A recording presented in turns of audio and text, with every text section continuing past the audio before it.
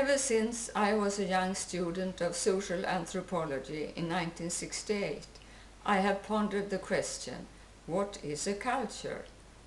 What is it in a culture that makes people thrive and capable of building communities and live in harmony with each other and with Mother Earth?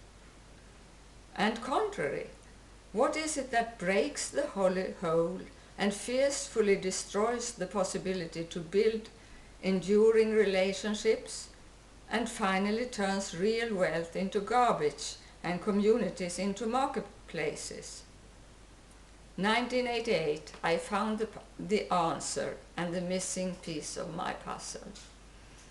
I'll tell you about it soon, but first I will present to you an old guy who had thoughts and claims about everything, and, lo and behold, still has important things to teach us. Aristotle lived 300 years before Christ in ancient Greece. At that time, his culture suddenly was exposed to a new phenomena, namely privately owned money that would be lent out with a cost. We call it interest, rent, or profit. Aristotle told his fellow men that this new invention was extremely dangerous. It would lead to a disastrous misunderstanding about what real wealth is and also about the laws of nature. According to Herman Daly, from whom I have this story, Aristotle said, "With this new money, which could be replicated in millions, people will come to believe that natural resources also can grow into infinity. In our heads, we mix up the dead entity money with the gifts of the living planet." He spoke about two very different, even antagonistic culture systems, or you can also call them economic systems, oikonomia and crematism. In every governing system, he says, there is a special view of man, of society, of nature, time and spirit. Briefly, you could say that in oikonomia, man, or rather a human being, is just one species among millions of others. Man did not weave the net of life, she is just a thread in it. She has governing responsibility for all other creatures and also for future generations. 7 generations ahead is a sentence you can still hear from the elders of indigenous cultures. Cooperation and relational thinking is natural and necessary in order to survive. Oikonomia aim at consuming just what you really need, caring for the reproduction of natural resources. Time is circular and death is as natural as birth.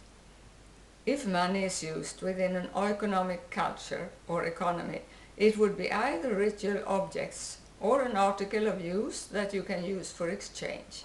For instance, honey, salt, fish, feathers. Objects that you yourself have made or found. Wealth is what nature Mother Earth gives, and wealth is also the deep feeling of connection that human beings can share. In a crematistic culture, man is on top of a hierarchical ladder or pyramid. He is superior to all other creatures, and it is his birthright to take whatever he wants from what Earth can bring him. Time is linear, and development is seen as an irreversible ongoing process, higher and higher up, infinite growth, infinite progress. Since there is no natural death in a crematistic culture, the disastrous situation in which we find ourselves today comes as an immediate shock. In crematism, wealth is, and listen carefully now, money, no less, no more. I said in the presentation that it is impossible to understand our money system when you look at it from our perspective. And here is why. Most of us carry within us a picture of economy and money systems serving the vast majority of people. We trust our democratic system, even if we grumble over it, and we think that the politicians are doing their best in our interest. Our inner understanding about what economy is more like oikonomia than crematism. When you dare looking at it from the opposite side, it suddenly becomes very logical. It could be a hard awakening to realize that for thousands of years, the money makers have been the money takers through a system of perpetual growth of the money stock that runs in one direction. And through its rounds within the real economy, it grabs big mouthpieces of wealth for those who already have far more than they need, and thus destroys ecosystems, extincts the right of animal life, and breaks society into pieces. Now to the missing piece of the puzzle. I had for 2.5 years been back to university, studying human ecology, international relationships, and third world knowledge, and my focus had narrowed into one question. How come that almost every country that had freed themselves from colonialism still molded their culture or economies after the capitalistic model? Are they just stupid? Is the oppression still so heavy that they can't resist it? Or is there a mechanism within the system that has such a compulsive impact that it makes the system run by itself? The year is 1988, and a female architect working for the UN had just edited a small book called Interest and Inflation-Free Money: How to Make an Exchange Mean That Works for Everybody. I attended the Women's Conference in Oslo, where she presented the booklet, and there and then, in the huge lecture hall, the answer to my question hit my head, and on the missing piece of the puzzle, it was written, interest-bearing money.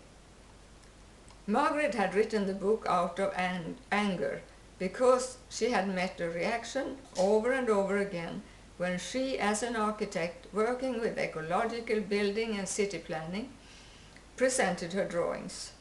Although the employers first approved of what she showed them and found it both beautiful and functional and also energy saving, it always ended up with a comment, "It is not economically viable, we are sorry."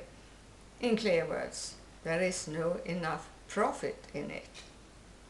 Margaret started to study economy, and soon she found an elderly man who could teach her important and mind-boggling things about the money system.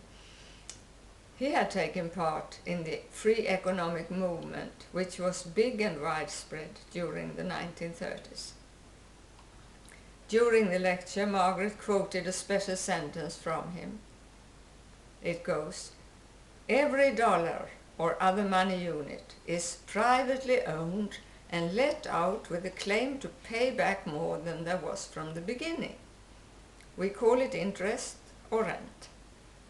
Margaret said that it took her 2 minutes to understand what the man said, but it took her 2 years to understand that she in fact had understood it right from the beginning.